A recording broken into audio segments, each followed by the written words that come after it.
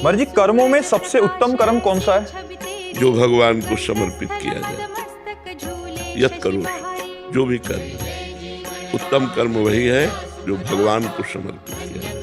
अब भगवान के समर्पित के लिए हम गलत आचरण थोड़ी समर्पित करेंगे, पाप कर्म थोड़ी भगवान को समर्पित करेंगे। तो शास्त्र सम्मत कर्म जो भगवान को समर्पित कर दिया गया वही सर्वोत्तम कर्म बन गया।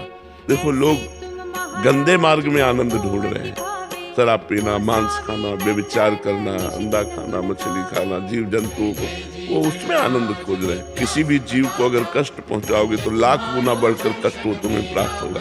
किसी जीव को सुख पहुंचाओगे तो लाख गुना बढ़कर तुम्हें सुख प्राप्त होगा। इसलिए कभी भी किसी जीव को कष्ट ना पहुंचाना। अच्छे आदमी बनो, अच्छे आचरण करो, दूसरों को सुख पहुंचाओ, भगवान का निरंतर नाम जप करो। जीवन की सार बात यही है।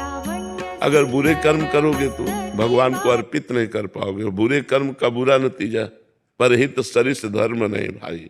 दूसरों को सुख पहुंचाने जैसा धर्म नहीं है।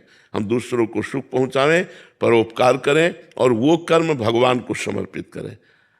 अपने लिए सब कर्म करते हैं, लेकिन भगवान के लिए जब वही कर्म किया जाता है, जैसे हम रसोई बना रहे हैं, पेट हमारा ही भरेगा, लेकिन हमारी भावना है भगवान को भोग लगाना। और पवित्र रसोई बना के भगवान को भोग लगाया, फिर प्रसाद पाया, तो सारे दुखों का नाश करके, बुद्धि शुद्ध करके भगवान की भक्ति प्रकाशित कर देगा।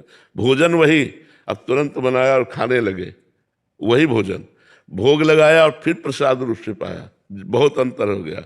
अपने लिए कर्म करना बंधन कारक है, और भगवान को कर्म समर्पित कर दिए तो वही मोक्ष प्रदान करने। शाम के भगवान के चरणों में प्रणाम किया, हे नाथ, प्रातः काल जगने से लेकर अब तक हमारे द्वारा जो भी कर्म हुए हैं, उनमें जो शारीरिक, मानसिक